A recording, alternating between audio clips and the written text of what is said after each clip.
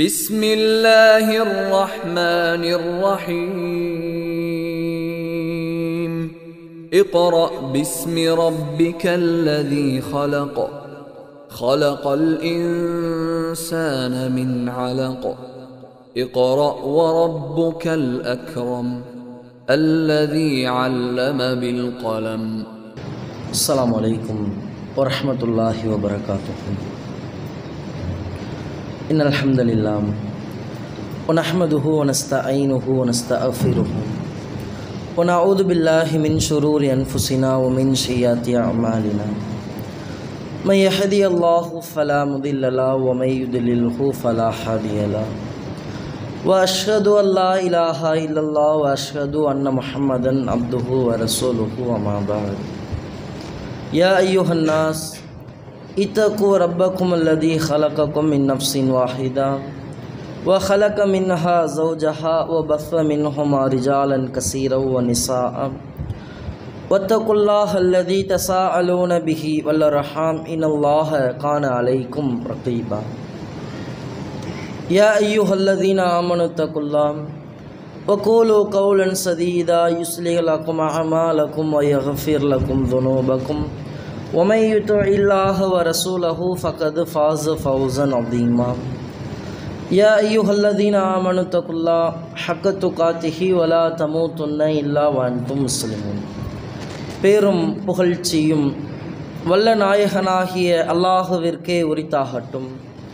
அல்லாஹுவின் அன்பும் அருளும் வற்றா பெருங்கருணையும் இந்த உலகத்திற்கு இறுதி தூதராக தேர்ந்தெடுக்கப்பட்ட அண்ணலன் பெருமகனார் நபிகள் நாயகம் ஸல்லல்லாஹு அலைஹி வஸல்லம் அவர்கள் மீதும் அவர்களுடைய வாழ்க்கை வழிகாட்டுதல்களை தங்களால் இயன்ற அளவு பின்பற்றி வாழ்ந்து மறைந்த சத்திய சஹாபாக்கள் மீதும் சஹாபிய பெண்மணிகள் மீதும் குறிப்பாக அல்லாஹ் நம் மீது கடமையாக்கியிருக்கின்ற இந்த ஜும்மாவினை நிறைவேற்றுவதற்காக இங்கு ஒன்று குழுமி இருக்கும் நம்மவர்கள் அனைவரின் மீதும் ஏக இறைவனின் அன்பும் அருளும் உண்டாகட்டுமாக.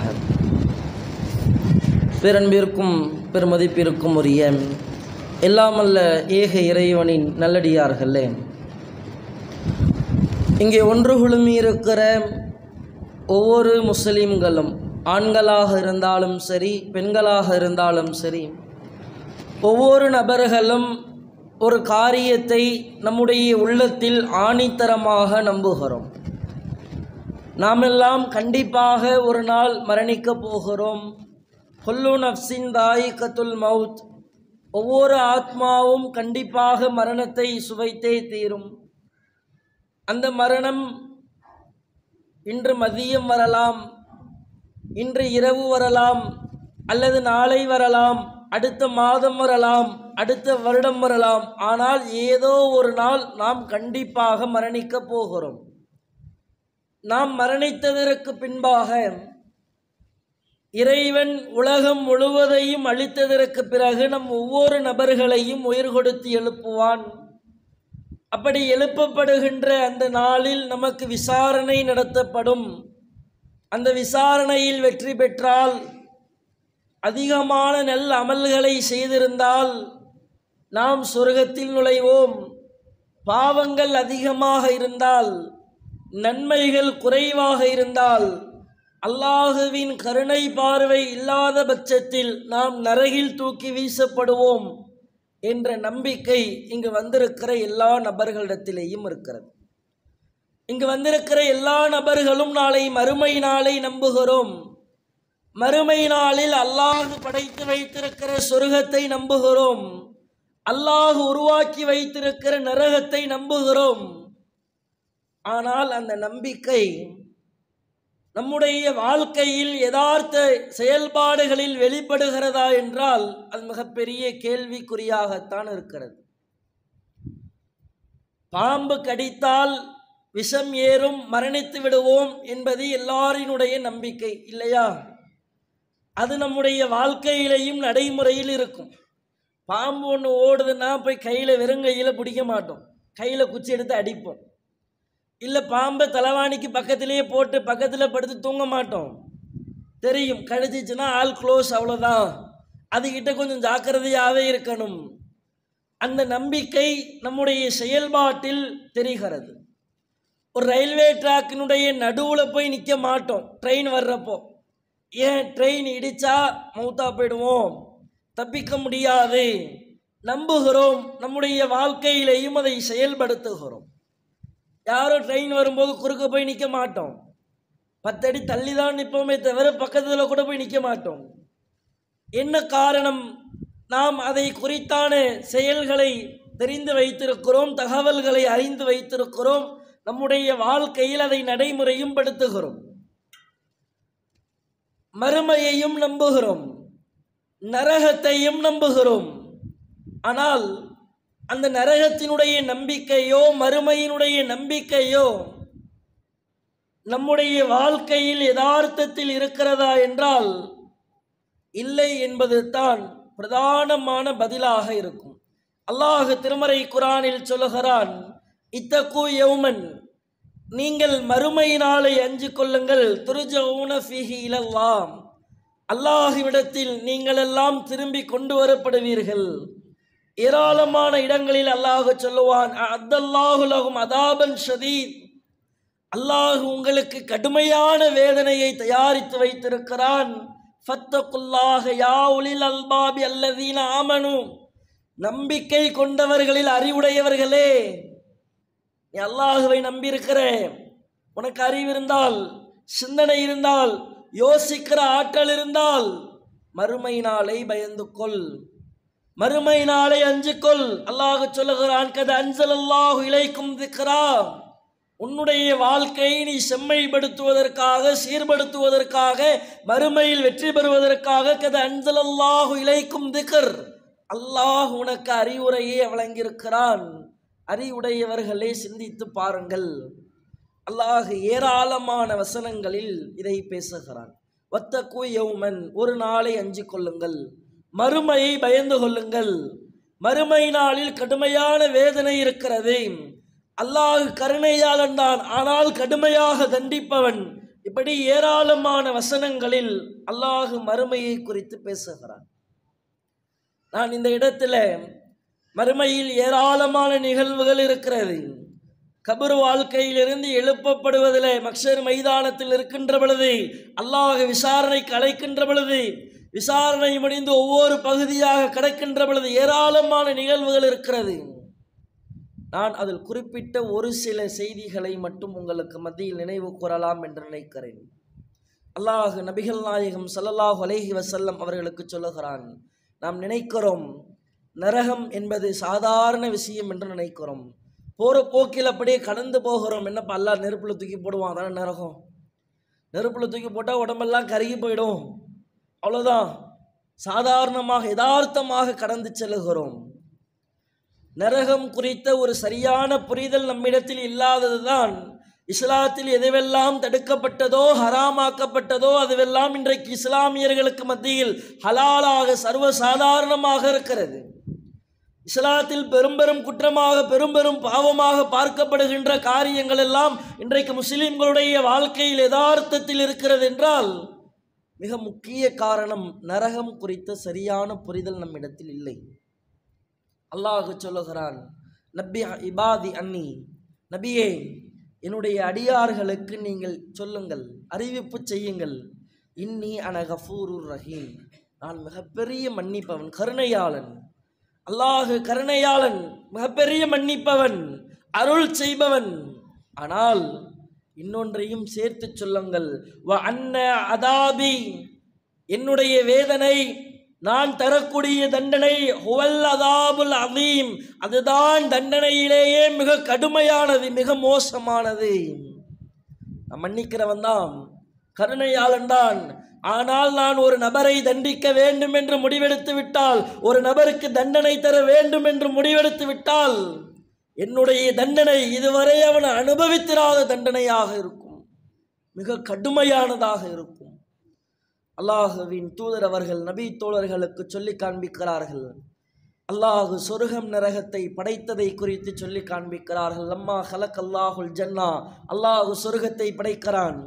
சொர்க்கத்தை படைத்து ஜிப்ரீல் அலைஹிஸ்ஸலாம் அவர்களை பார்த்து சொல்லுகிறான், யா ஜிப்ரீலு இதஹப் ஃபன்துர் இலைஹா, போய் சொர்க்கத்தை போய் பார்த்துட்டு வாங்க, போங்க.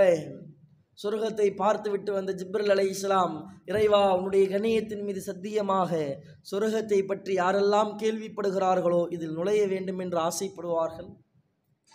அல்லாஹ் சொர்க்கத்தை சிரமங்களால் திரையிடுகிறான்.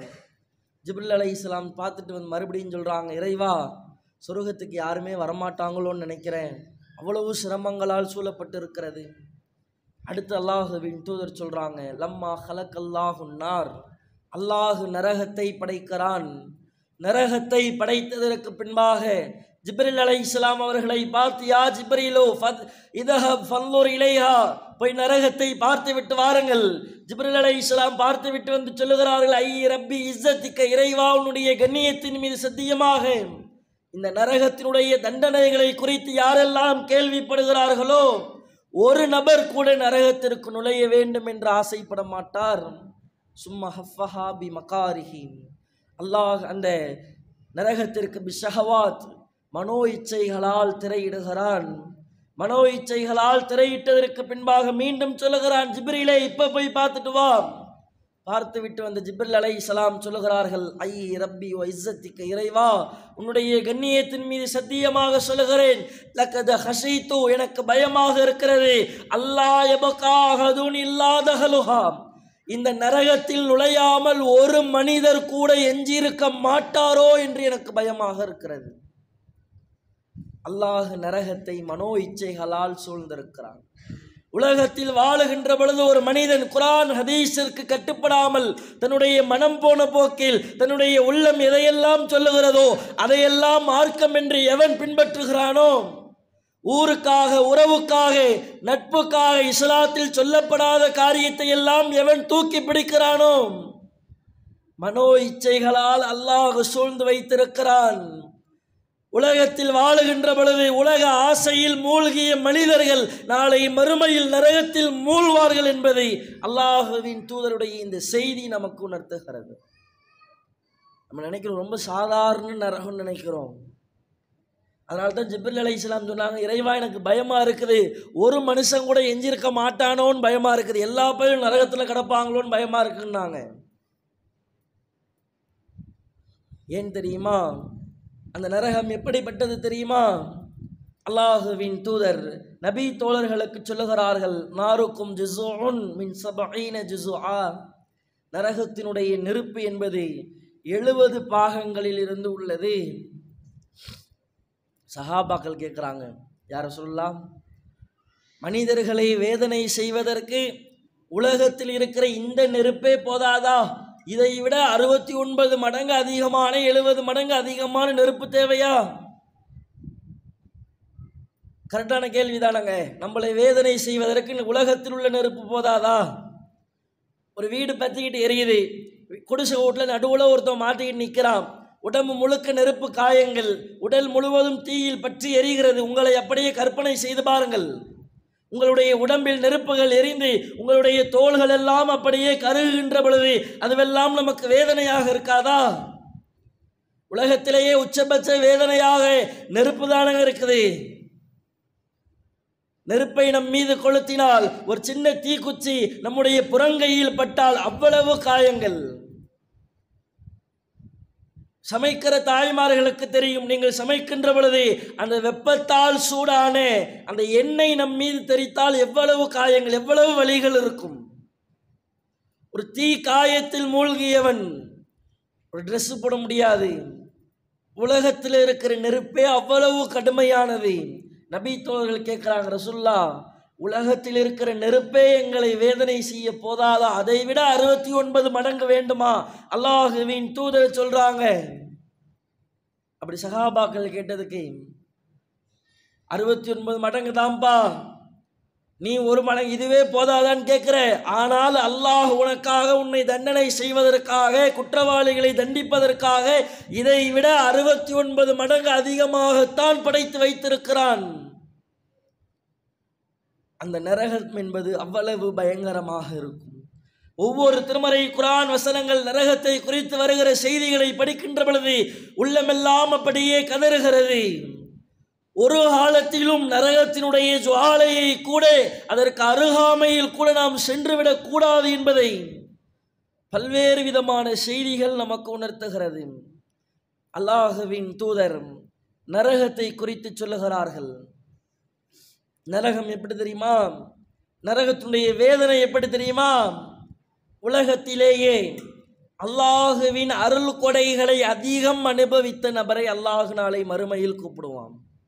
அருள் கொடைனா பொருளாதாரம் மட்டுமில்லை, பொருளாதாரம், குழந்தைகள், ஆரோக்கியம் எல்லாம். அல்லாஹ் உலகத்திலேயே அல்லாஹுடைய எல்லா அருள் கொடைகளையும் அனுபவித்த நபர். அந்த நபர் அல்லாஹ் கூப்பிட்டு சொர்க்கத்தில் இப்படி ஒரு முக்கி தூக்குவானா. தூக்கிட்டு கேட்பானா இறைவன், எப்பா உலகத்தில் ஏதாச்சும் இன்பத்தை அனுபவிச்சிருக்கிறியா? அந்த மனிதன் நரகத்தில் அப்படி முக்கி எழுப்புகின்ற பொழுது நரகத்தை பார்த்த அந்த மனிதன், நரகத்தினுடைய வேதனையை உணர்ந்த அந்த மனிதன் சொல்லுவான், உலகிலேயே அல்லாஹுவின் அருள் கொடையை அனுபவித்த நம்பர் 1 ஆள் சொல்லுவான், இறைவா உலகத்தில் நான் ஒரு துளி அளவு கூட இன்பத்தை அனுபவிக்கவில்லை. நரகம்ங்கிறது அவ்வளவு பயங்கரமாக இருக்கும். நீ நினைக்கிற உலகத்துக்காக வாழுகிறோம், மார்க்கமெல்லாம் 2வது பட்சம்தான், தொழுகை எல்லாம் 2வது பட்சம்தான், இஸ்லாத்தில் சொல்லப்பட்ட கட்டளைகள் அதுவெல்லாம் பின்னாடி பார்த்து கொள்ளலாம். உலகத்தில் வாழுகின்ற பொழுது மற்ற மனிதர்களுடைய சந்தோஷத்திற்காக, திருப்திக்காக, உறவுகளுடைய திருப்திக்காக மார்க்கத்தை இழந்து வாழ்ந்தால் போதும் என்று நினைக்கிறோம். அல்லாஹ் சொல்லுகிறான், ஒரு வாட்டி இப்படி முக்கி எடுத்தா உலகத்தில் அதிக இன்பத்தை அனுபவிச்சவங்க கூட இன்பத்தையே அனுபவிக்கலன்னு சொல்லுவான். அந்த நரகத்தை எதிர்நோக்கி பயணிக்கிற நாம் உலகத்தில் எப்படிங்க வாழுகிறோம்? இஸ்லாத்தில் சொல்லப்பட்ட போதனைகள் அதுவெல்லாம் இன்றைக்கு காற்றில் பறக்கடிக்கப்பட்டு கொண்டு இருக்கிறது. தொழுகிறோம், நோன்பு வைக்கிறோம், பள்ளிவாசலுக்கு அடிக்கடி வருகிறோம். இதை தாண்டி ஒரு மனிதன் தன்னுடைய வாழ்க்கையில் கடைபிடிக்க வேண்டிய இஸ்லாத்தினுடைய சட்டங்கள் என்னென்ன கடைபிடிக்கப்படுகிறது? சிம்பிளாக ஒன்று சொல்லட்டுமாங்க. இஸ்லாமிய மார்க்கம் நம்முடைய எல்லாருடைய வாழ்க்கையிலேயும் இருக்கிறது. அல்லாஹுவின் தூதர் ரொம்ப பயங்கரமாக விமர்சித்த, இருக்கக்கூடாது என்று சொன்ன ஒரு குணம், அடுத்தவர்களை குறித்து அவதூறு பேசுவது, புறம் பேசுவது. இன்றைக்கு நம்மிடத்தில் அது இல்லாமல் இருக்கிறதா? நீங்கள் யோசித்து பாருங்கள். காலையில் ஆரம்பித்து இரவு உறங்குகின்ற வரை நம்முடைய நாவுகள் பேசுகிறது என்றால் பெரும்பான்மையான பேச்சுக்கள் அடுத்தவர்களுடைய குறைகள் தான். அவன் அதை பண்ணா, இதை பண்ணா, அவன் செஞ்சானா இல்லையான்னு கூட தெரியாது. அடுத்தவனை குறித்து அவதூறு பேசுகிறோம். நாம் செய்து வைத்த எல்லா நன்மையையும் இழக்கிறோம். இதில் என்ன தப்பு இருக்குது? அவன் செஞ்சதை தானே சொல்கிறேன். எல்லாருடைய வாழ்க்கையிலும் இருக்குது. அவர் அப்படி பண்ணார், இப்படி பண்ணார், அவர்கிட்ட அது சரியில்லை, இது சரியில்லை, என்ன வேலை பார்க்குறாங்க, சம்பந்தப்பட்டவற்றை அந்த குறையை சொல்லவே மாட்டோம். அதில் என்னங்க ஃபாய்தா இருக்குது? அது புரியவே இல்லைங்க. அடுத்தவனை குறித்து பேசுவதால் நமக்கு என்ன லாபம் இருக்கிறது?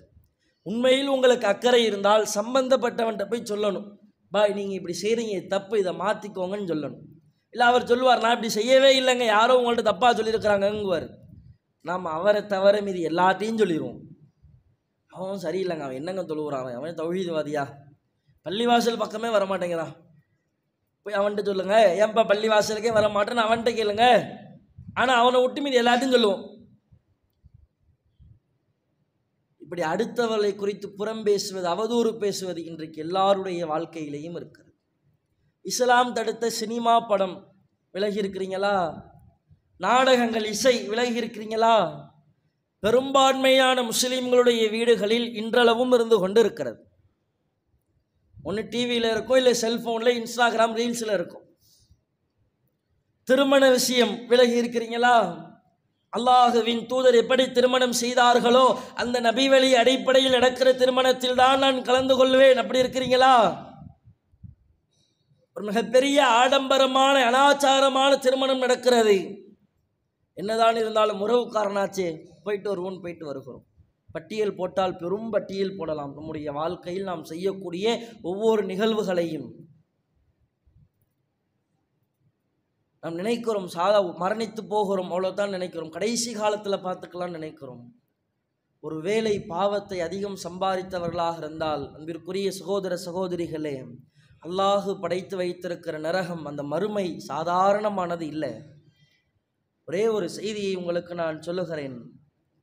அல்லாஹுவின் தூதர் அவர்கள் சொல்லுகிறார்கள், நாளை மறுமை நாளில் அல்லாஹ் உங்களுக்கு 2 செருப்புகளை கொடுப்பான். நரகத்திலேயே அல்லாஹ் தரக்கூடிய குறைந்தபட்ச தண்டனை, இதுக்கப்புறம் தண்டனையே இல்லை, இதுதான் ஆக லோவஸ்ட் பனிஷ்மெண்ட். அல்லாஹ் உங்களுக்கு 2 செருப்பை கொடுப்பான்.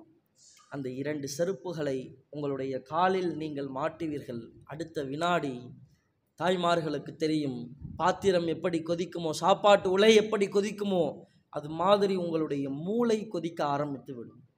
நீங்கள் கற்பனை செய்து பாருங்கள், என்னுடைய கால் பாதத்தில் மாட்டுகிற செருப்பு அடுத்த வினாடி என்னுடைய மூளை சாப்பாட்டு உலை கொதிக்கிற மாதிரி கொதிக்கும்னா, இதுதான் நரகத்திலேயே ஆக குறைந்த தண்டனை என்றால், அல்லாஹ் தரக்கூடிய மிக உச்சபட்சமான தண்டனைகள் எல்லாம் எப்படி இருக்கும்? நம்மால் அதையெல்லாம் தாங்கிக் கொள்ள முடியுமா? அல்லாஹ் திருமறை குர்ஆனில் சொல்லுகிறான், நாம் நினைக்கிறோம் ஏதோ நரகத்தில் வேதனையை அனுபவித்தால் மரணித்து விடலாம் என்று நினைக்கிறோம். அல்லாஹ் சொல்லுகிறான், வக்குல், நபியே நீங்கள் சொல்லுங்கள், அல் ஹக்கும் மிர் ரப்பிக்கும், இது அல்லாஹ்விடம் இருந்து வந்த உண்மை சத்தியம். ஃபமன் ஷாஅ ஃபல்யக்பல், நீ நம்புனா நம்பு. ஃபமன் ஷாஅ ஃபல்யக்ஃபுர், நீ நம்பலனா போ. அல்லாஹ் சொல்லுகிறான், இன்னா அஅதனா லில்-ஸாலிமீன நார், நாங்கள் நிச்சயமாக அநியாயக்காரர்களுக்கு நரகத்தை தயாரித்து வைத்திருக்கிறோம். நாளை மறுமையில் நரகத்தினுடைய சுவர்கள் அவர்களை சூழுகின்ற பொழுது அந்த மனிதர்கள் புலம்புவார்கள், கதறுவார்கள். அவன் தண்ணீர் கேட்பான். நரகத்தினுடைய சுவர் இன்னும் வெப்பம் வந்து தாக்காது, நரகத்தினுடைய நெருப்பு அவன் மீது போடப்பட்டிருக்காது. நரகத்தினுடைய சுவர்கள் அவனை சூழுகின்ற பொழுது அந்த வெப்பத்தினால் தண்ணீரை கேட்பான். நாம் தண்ணீராக எதை தெரியுமா தருவோம்? அவனுடைய முகங்களை பொசுக்கக்கூடிய செம்புகளை காய்ச்சி அவனுக்கு நாம் தண்ணீராக தருவோம். செம்பு பாத்திரம் பார்த்துருக்கீங்கல்ல, அது வெப்பத்தில் உருக்கி அது தண்ணியாக குடிக்க சொன்னால் குடிப்பீங்களா? நாளை மறுமையில் அதை அல்லாஹ் உங்களுக்கு தருவான். நாளை மறுமையில் அல்லாஹ் தரக்கூடிய வேதனைகளினுடைய ஆரம்பத்தை பாருங்கள். அல்லாஹுவின் தூதர் சொல்லுகிறார்கள், நெருப்பாலான ஒரு ஆடை உங்களுக்கு தரப்படும். தண்ணீர் தாகம் எடுக்கும். மனிதனுடைய உடம்பிலிருந்து வருகின்ற சீல் சலம் அது உங்களுக்கு கொடுக்கப்படும். அல்லாஹ் திருமறை குர்ஆனில் சொல்லுகிறான், நீங்கள் சீலை சலத்தை விழுங்குவீர்கள், உங்களால் அதை விழுங்க முடியாது, உங்களுடைய தொண்டைகளில் சிக்கிக்கொள்ளும். நரகத்தினுடைய நெருப்பு அப்படியே சூழும், தொண்டையில் சீல் சிக்கிக்கொள்ளும். ஒவ்வொரு புறத்திலிருந்தும் உங்களுக்கு மரணம் வரும். வலது புறத்திலிருந்து மரணம் வரும், முன்னால் இருந்து மரணம் வரும், பின்னால் இருந்து மரணம் வரும், இடது புறத்திலிருந்து மரணம் வரும். ஒவ்வொரு புறத்திலிருந்தும் மரணத்தினுடைய வேதனை வரும். ஆனால் நீங்கள் மரணிக்க மாட்டீர்கள். இதையெல்லாம் சொல்லிவிட்டு இறைவன் கடைசியாக பதிய வைக்கிறான், இதை தாண்டிய பெரும் தண்டனைகளை உங்களுக்கு நாம் தயாரித்து வைத்திருக்கிறோம். நரகத்தில் அல்லாஹ் தரக்கூடிய தண்டனைகளை பாருங்கள். நம்ம சாதாரண உடம்பு நரகத்தில் உலக நெருப்பில் போட்டாலே ஒரு 2 நிமிஷத்தில் மொத்த உடம்பும் கருகி போயிடுதுன்னு நினைக்கிறோம். அல்லாஹ் அப்படியா வேதனை வைப்பான்? நீ வேதனையை அனுபவிக்கணுங்கிறதுக்காகவே நாளை மறுமையில் நரகவாதிகளுடைய ஒட்டுமொத்த உடல் அமைப்பும் மாற்றப்பட்டு விடும். எப்படி தெரியுமா? உங்களுடைய தோல் புஜம் இருக்கு பார்த்தீங்களா, இந்த தோல் புஜங்கள், இந்த தோல் புஜத்திலிருந்து இந்த தோல் புஜம் வரைக்கும் 3 நாட்கள் மிக அதிகமான வேகத்தில் பயணிக்கக்கூடிய வாகனத்தில் பயணித்தா எவ்வளவு தொலைவு இருக்குமோ அந்த அளவிற்கு இந்த தோல் புஜத்துக்கும் இந்த தோல் புஜத்துக்கும் மத்தியில் தூரம் இருக்கும். உங்களுடைய கடவாய்ப்பல் ஒரு பல் உகது மலை அளவிற்கு இருக்கும். அப்படினால் உங்களுடைய தோற்றம், உங்களுடைய சதைகள், உங்களுடைய தோள்கள் எவ்வளவு எவ்வளவு பெரிதாக இருக்கும், எந்த அளவிற்கு வேதனையை அனுபவிப்போம் என்று பாருங்கள். இவ்வளவு பயங்கரமான வேதனையை அல்லாஹ் நாளை மறுமையில் நரகத்தில் தயாரித்து வைத்திருக்கிறான். இந்த நரகத்திற்கு நாம் சென்றுவிடக்கூடாது. அப்படி என்றால் உலகத்தில் வாழுகின்ற பொழுது அல்லாஹ்விற்கு கட்டுப்பட்டவர்களாக வாழ வேண்டும். ஒவ்வொரு செயலிலேயும் இதை செய்தால் அல்லாஹ் என்னை குற்றம் பிடிப்பானா, இதை செய்தால் அல்லாஹ் எனக்கு நன்மையை தருவானா, தீமையை தருவானா, ஒவ்வொரு செயலையும் பார்த்து பார்த்து செய்யுங்கள். நீங்கள் என்ன செய்கிறீர்கள் என்பதை முதலில் யோசித்து பாருங்கள். யா அய்யுஹல்லதீன ஆமனு, நம்பிக்கை கொண்ட மக்களே, அலைக்கும் அன்ஃபுசிக்கும், உங்களை நீங்கள் யோசித்து பாருங்கள். லா யதுர்ருக்கும் அல்லல்ல இதஹ்ததைத்தும், நீ நேரான பாதையில் இருந்தால் உன்னை எவனால் வழிகெடுக்க முடியும்? அல்லாஹ் குர்ஆன்ல சொல்றான். உன்னை யோசிச்சு பார், உன்கிட்ட என்னென்ன தப்பு இருக்கிறது, இஸ்லாத்திற்கு புறம்பான காரியங்கள் என்னென்ன செய்கிறாய், எல்லாவற்றிலிருந்தும் விலகு. முதல்ல அடுத்தவர்களை குறித்து பேசுவதை நிறுத்துங்கள். உங்களுடைய வாழ்க்கையில் நீங்கள் என்ன செய்ய வேண்டும் என்பதை பாருங்கள். நான் என்னுடைய மறுமை வெற்றிக்கு என்ன செய்யணும் பாருங்க. ஒரு வேளை பாவம் சம்பாதித்தவர்களாக நரகத்தில் நாம் விழுந்து விடுவோமேனால் அல்லாஹ் காப்பாற்ற வேண்டும். நம்ம நினைக்கிறோம் சாதாரணமாக ஒரு காவல்துறை அதிகாரிகிட்ட ஹெல்மெட் போடாமல் போய் மாட்டினீங்க, வண்டியை பிடுங்கி வச்சுக்கிட்டாங்க அப்படின்னா இங்கேருந்து ஃபோன் வரும் கிளை தலைவருக்கு, மாவட்ட தலைவருக்கு, இந்த மாதிரி வந்தம்பாய் மாட்டிக்கிச்சுப்பா ஏதாச்சும் பண்ணுங்க, ஒரு ரெஃபரன்ஸ் வருவோம். யாராச்சும் பரிந்துரை பண்ண மாட்டாங்களா? எனக்கு தெரிஞ்ச கவுன்சிலர் இருக்கிறாரு, எம்எல்ஏ இருக்கிறாரு, அவர்கிட்ட சொல்லுவோம், அவர்கிட்ட கேட்போம். அல்லாஹ் அடியை அடிக்கிறதே அதுதான். நாளை மறுமை நாளில் எவனுக்கும் பரிந்து பேசவே முடியாது. அது பிள்ளையா இருந்தாலும் சரி, வாப்பாவாக இருந்தாலும் சரி, அண்ணனாக இருந்தாலும் சரி, தம்பியாக இருந்தாலும் சரி, எவனுக்காகவும் பேச முடியாது. உங்களுக்கு நரகம் என்று தீர்மானிக்கப்பட்டு விட்டால் அவ்வளவுதான், அல்லாஹுவால் மாற்றினாலே தவிர நீங்கள் நரகவாதி தான். அந்த நரகத்திற்கு நாம் செல்லக்கூடாது என்றால் உலகத்தில் வாழுகின்ற பொழுது உங்களுடைய தொழுகையை சரிப்படுத்துங்கள், உங்களுடைய நாவுகளை கட்டுப்படுத்துங்கள். அல்லாஹுவின் தூதர் சொல்கிறாங்க, 2 உதடுகளுக்கு மத்தியில் இருக்கிற நாவுக்கு நீங்கள் என்னிடத்தில் உத்தரவாதம் தாங்க, நான் சொர்க்கத்திற்கு உத்தரவாதம் தரங்கிறாங்க. அந்த நாவுகளை கட்டுப்படுத்துங்கள். முடிந்தவரை அடுத்தவர்களை குறித்து பேசி நன்மையை அளித்து கொள்ளாமல் நீங்கள் என்ன செய்ய வேண்டுமோ, உங்களுடைய மறுமை வெற்றிக்கு என்ன செய்ய வேண்டுமோ அந்த இபாதத்தை நோக்கி பயணியுங்கள். நல்ல அமல்கள் செய்யக்கூடிய மக்களாக நாம் இருக்க வேண்டும். அல்லாஹ் நம் அனைவரையும் நரகத்திலிருந்து பாதுகாப்பானாக என்று கூறி என்னுடைய முதல் உரையை நிறைவு செய்கிறேன்.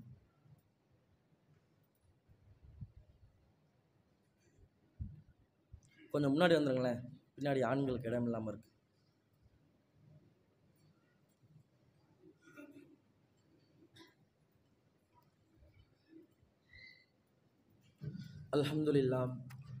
அல்ஹம்துலில்லாஹி ரப்பில் ஆலமீன். கணியத்திற்குரிய எல்லாமல்ல அல்லாஹுவின் நல்லடியார்களே, நரகத்திலிருந்து நாம் நம்மை காப்பாற்றிக் கொள்ள வேண்டும் என்பது ஒரு புறம் இருந்தாலும், நபிகள் நாயகம் ஸல்லல்லாஹு அலைஹி வஸல்லம் மக்களை பார்த்து சொல்லுகிறார்கள், மக்களே இத்தக்குன் நார், நரகத்தை அஞ்சிக் கொள்ளுங்கள். ரசூல்லா முகத்தை திருப்பிக்கிறாங்க. ரசூல்லாவுடைய முகம் கோபமாக இருக்கிறது. மீண்டும் மக்களை பார்க்கிறார்கள், இத்தக்குன்னார், மக்களே நரகத்தை அஞ்சிக் கொள்ளுங்கள். முகத்தை திருப்பிக் கொள்ளுகிறார்கள். மீண்டும் மக்களை பார்க்கிறார்கள், இத்தக்குன்னார், மக்களே நரகத்தை அஞ்சிக் கொள்ளுங்கள். வலோபி சிக்கி தம்ரத்தின், ஒரு பேரித்தம்பளத்தின் துண்டையாவது தர்மம் பண்ணி உன்னை நரகத்திலிருந்து காப்பாற்றிக்கங்கிறாங்க ரசூலுல்லாஹ். இந்த தர்மம் என்பது நம்மை நரகத்திலிருந்து காப்பாற்றக்கூடிய ஒரு அமலாகவே அல்லாஹுவின் தூதர் அவர்கள் நமக்கு சொல்லித் தருகிறார்கள். நம்முடைய வாழ்க்கையில் அதை அதிகப்படுத்துங்கள். நாம் நினைக்கிறோம், சம்பாதிக்கிறோம், சேர்த்து வைக்கிறோம், அனுபவிக்கிறோம், உலகத்தில் கஷ்டப்படுவதெல்லாம் சொந்தமாக ஒரு வீடு கட்டிவிட வேண்டும், சொந்தமாக ஒரு வாகனம் வாங்கிவிட வேண்டும், நம்முடைய பெயரில் ஒரு தோட்டம் இருக்க வேண்டும், ஒரு துறவு இருக்க வேண்டும், நம்முடைய பெயரில் நமக்கான சொத்துக்கள் பதியப்பட்டிருக்க வேண்டும். ஆசைப்படுகிறோம், அதற்காக உழைக்கிறோம், பாடுபடுகிறோம், வெளிநாட்டில் போய் கஷ்டப்படுகிறோம். நம்மை அலங்கரித்துக் கொள்வதற்காக அலங்காரங்களை, ஆபரணங்களை வாங்கி மாட்டிக்கொள்கிறோம். அதுவெல்லாம் நம்மோடு என்று நாம் ஆசைப்படுகிறோம். அல்லாஹுவின் தூதர் அவங்க நபி தோழர்களை பார்த்து சொல்கிறாங்க, இந்த தர்மம்ங்கிறது சாதாரண விஷயம் நீங்கள் நினைக்கிறீங்க. ரசூல்லா நரகத்திலிருந்து காப்பாற்றி உங்கள் நரகத்தை பயந்து கொள்ளுங்கள்னு சொல்லிட்டு ரசூல்லா சொன்ன காரியமே ஒரு பேரித்தம்பளத்தின் துண்டையாவது தர்மம் பண்ணி நரகத்திலேருந்து காப்பாற்றிக்கின்றாங்க. தர்மம் என்பது நாம் நினைத்து பார்க்க முடியாத அளவிற்கான நன்மையை நமக்கு பெற்றுத் தருவது.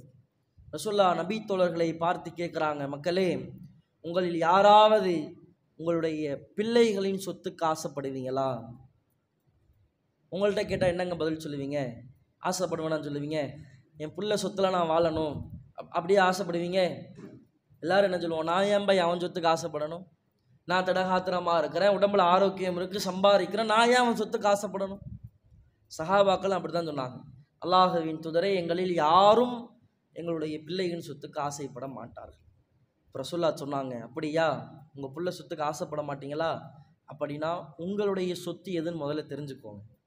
நீங்கள் சம்பாதிப்பதெல்லாம் உங்களுடைய சொத்து இல்லை. ரசூல்லா சொல்கிறாங்க, நீங்கள் எதை செலவு செய்தீர்களோ அது மட்டும்தான் உங்களுடைய சொத்து. உங்கள் பேரில் ஒரு 10 ஏக்கர் நிலம் இருக்குது, அல்லது ஒரு 2 பவுன் நகை வாங்கி வச்சுருக்கிறீங்க உங்கள் பேரில், மௌத்தா போயிட்டீங்க, என்ன செய்வாங்க? கபூருக்குள்ளே கொண்டு போய் வச்சு, எங்கள் அம்மா ஆசையாக போட்ட நகை, எங்கள் அம்மா ஆசையாக பார்த்த நெக்லஸ்ஸு, இந்தாங்கம்மா கபூர்லேயே எடுத்துகிட்டு போங்கம்மா, உங்கள் கூட போட்டு அனுப்புவானா? உங்கள் பேரில் இருக்கிற பத்திரத்தை, எங்கள் வாப்பா 20 வருஷமாக வெளிநாட்டில் இருந்து கஷ்டப்பட்டார், 20 வருஷமாக சம்பாதித்தார், அவர் கஷ்டப்பட்டு கட்டிய வீடு, வாப்பா இந்தாங்க பத்திரம் வச்சுக்கோங்க, கபூர்லேயே போட்டு மண்ணை போட்டு பதப்பானா? அதை உங்களுடைய வாரிசுகள் எடுத்துக்கொள்ளும். அதுதான் ரசூலுல்லாஹ் சொன்னாங்க, உலகத்தில் நீ விட்டுட்டு போகிறதெல்லாம் உன் சொத்து இல்லை, நீ எதை செலவு செய்தாயோ அது மாத்திரம்தான் உன்னுடைய சொத்து என்பதை அல்லாஹ்வின் தூதர் பதிய வைக்கிறார்கள். அன்பிற்குரிய சகோதரர்களே, இதை உள்ளத்தில் ஆழ பதிய வைத்து நாம் நம்முடைய பிள்ளைகளுக்காக சேர்த்து வைக்க வேண்டும் என்பது ஒரு புறம் இருந்தாலும், நீங்கள் உங்கள் மறுமைக்காகவும் சேர்த்து வைக்க வேண்டும் என்பதை ஞாபகம் வைத்துக் கொள்ளுங்கள். அல்லாஹ் குர்ஆனில் சொல்லுகிறான், யா அய்யுஹல்லதீன ஆமனு, நம்பிக்கை கொண்ட மக்களே, இத்தகுல்லா, அல்லாஹுவை எஞ்சு கொள்ளுங்கள், வல் தந்துரு நஃப்சுமா கத்தமத் லிகத், உங்களில் ஒவ்வொரு நபரும் நாளை மறுமைக்காக என்ன சேர்த்து வைத்திருக்கிறீர்கள் யோசித்து பாருங்கள் என்று அல்லாஹ் கேட்கிறான். இதை உள்ளத்தில் ஆழ பதிய வைத்தேன். ரமலான் மாதம் அல்லாஹுவின் தொடர்ச்சியாக அடைக்கிற காற்றை விட வேகமாக இந்த ரமலான் மாதத்தில் தர்மம் செய்பவர்களாக இருப்பார்கள். உங்களுடைய பொருளாதாரத்தை அல்லாஹுவின் பாதையில், உங்களுடைய உடலில் ரூஹ் இருக்கின்ற பொழுதே அதிகமாக நீங்கள் தர்மம் செய்து உங்களுடைய மறுமை வாழ்க்கைக்கு நீங்கள் தயார்படுத்தி கொள்ளுங்கள். இன்ஷா அல்லாஹ் அடுத்த வாரத்தினுடைய ஜும்மா வாலி வசூல் என்பது தஞ்சை வடக்கு மாவட்டத்தினுடைய அனைத்து விதமான தாவா செயல்பாடுகளுக்கும் நிர்வாக செயல்பாடுகளுக்கும் பயன்படுத்தப்பட இருக்கிறது. உங்களுடைய பொருளாதாரத்தை நீங்கள் இறை இல்லத்திற்காக கொடுத்தாலும் சரி, பாதிக்கப்பட்ட மக்களுக்காக கொடுத்தாலும் சரி, அல்லது சிறுவர்களுக்காக கொடுத்தாலும் சரி, இஸ்லாமிய கல்லூரிக்காக கொடுத்தாலும் சரி, உங்களுடைய கண்களுக்கு எதிராக ஒரு ஏழையை பார்க்கிறீர்கள், அவருக்கு ஒரு உணவை நீங்கள் வாங்கி கொடுத்தாலும் சரி, ஏதோ ஒரு வகையில் அல்லாஹுவிற்காக தர்மம் செய்யுங்கள். இந்த தர்மம் என்ற அமல் நம்மை நரகத்திலிருந்து காக்கும் என்பதை உணர்ந்து கொண்டு நரகத்திலிருந்து பாதுகாக்கக்கூடிய மக்களாக அல்லாஹ் நம் அனைவரையும் ஆக்கி அருள் புரிவானாக. வாஹர் தவனான் அல்ஹம்துலில்லாஹி ரப்பில் ஆலமீன். அஸ்ஸலாமு அலைக்கும் வரஹ்மத்துல்லாஹி வபரகாத்துஹு.